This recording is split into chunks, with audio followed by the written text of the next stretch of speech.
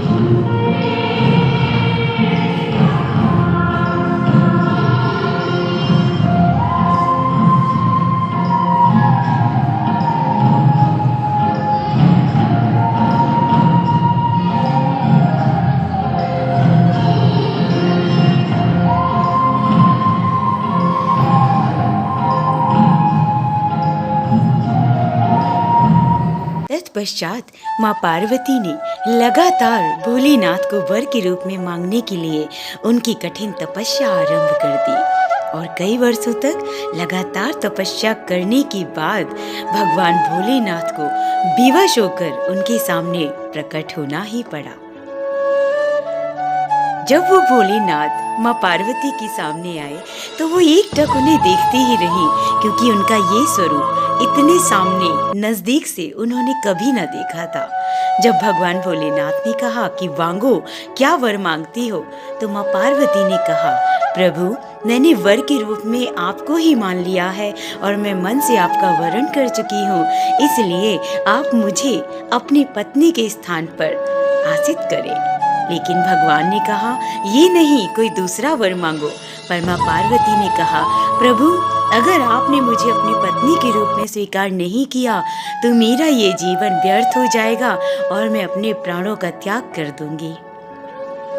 पार्वती के ये वचन सुनकर भगवान भोलेनाथ से रहा नहीं गया और वो तो भोलेनाथ है, उन्होंने तथास्तु कह दिया और माँ पार्वती का वरण करने का वचन दे दिया।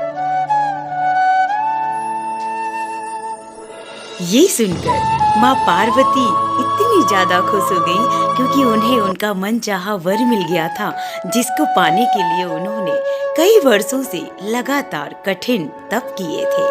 जब ये उन्हें वर मिल गया, वो दौड़ी दौड़ी अपनी माँ के पास गई और उन्होंने अपने माँ और पिता से जाकर कहा कि माँ, आपको पता है भगवान भोलेनाथ ने मेरा वर कर लिया है, उन्होंने मुझे अपनी पत्नी के स्थान पर आसीन करने का वचन दे दिया है। माँ, मैं बहुत खुश हूँ। और ये सुनकर उनके माता पिता भी बहुत खुश हुए, क्योंकि उनकी बच्ची की तपस्या सार्थक हो गई थी। माँ पार्वती ने उन दोनों का आशीर्वाद लिया और माता पिता ने माँ पार्वती के भव्य शादी के समारोह की तैयारियां शुरू कर दी और विवाह की सारी तैयारियों को करने के बाद माँ पार्वती को दुल्हन रूप में सजाकर और भगवान भोलेनाथ को दूल्हे के रूप में सजाकर मंडप के नजदीक लाया गया और सभी चारों दिशाओं में सारे देवता गंधर्व सभी इस भव्य समारोह की तैयारियों को देख रहे थे और उस पल का इंतजार कर रहे थे जब माँ पार्वती और भोलेनाथ एक दूसरे को वरमाला पहनाकर एक दूसरे को वर के रूप में स्वीकार करेंगे। इस अद्भुत क्षण का इंतजार पूरे संसार में हर एक प्राणी, हर एक जीव, फूल पत्ती चारों दिशाएं कर रहे थे।